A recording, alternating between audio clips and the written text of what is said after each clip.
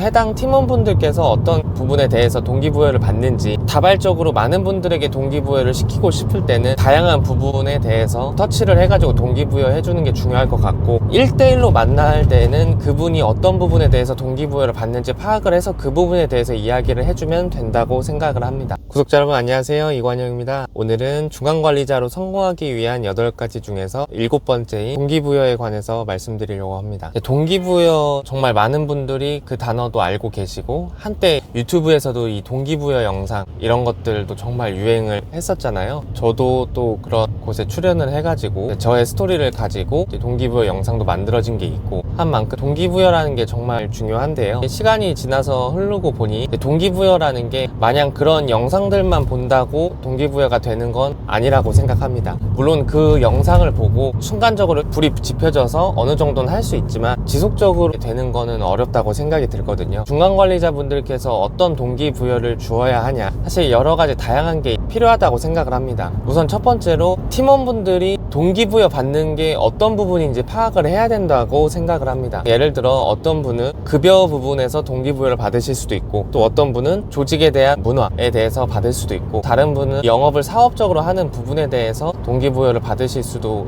있고, 그렇기 때문에 해당 팀원분들께서 어떤 부분에 대해서 동기부여를 받는지, 다발적으로 많은 분들에게 동기부여를 시키고 싶을 때는 다양한 부분에 대해서 터치를 해가지고 동기부여 해주는 게 중요할 것 같고, 1대1로 만날 때는 그분이 어떤 부분에 대해서 동기부여를 받는지 파악을 해서 그 부분에 대해서 이야기를 해주면 된다고 생각을 합니다. 제가 가장 동기부여를 받았던 부분들은 실제로 있었던 일들 2가지가 있는데요. 첫 번째는 자동차 영업으로 하고 있다가 이 보험을 해봐야겠다, 부업으로라도 해봐야겠다 하고 시상식을 이 사업부 자체에서 했거든요. 그 시상식을 제가 보험도 2-3건밖에 안 팔았죠. 부업으로 했던 거니까. 근데 이제 시상식을 뭔가 한번 가보고 싶더라고요. 시상식을 딱 갔는데, 보험 하시는 분들은 시상식 많이 가보셔서 아시겠지만 자동차 영업했던 저로서는 그렇게 큰 규모의 시상식이라든지 이런 거 처음 가봤는데, 우선 시상식을 딱 갔는데 작년 1등 했던 분이 시상식에 올랐는데 어디서 많이 본 분인 거예요. 알고 봤더니 제가 그 당시에 현대자동차에서 일하고 있었는데, 다른 회사 쉐보레나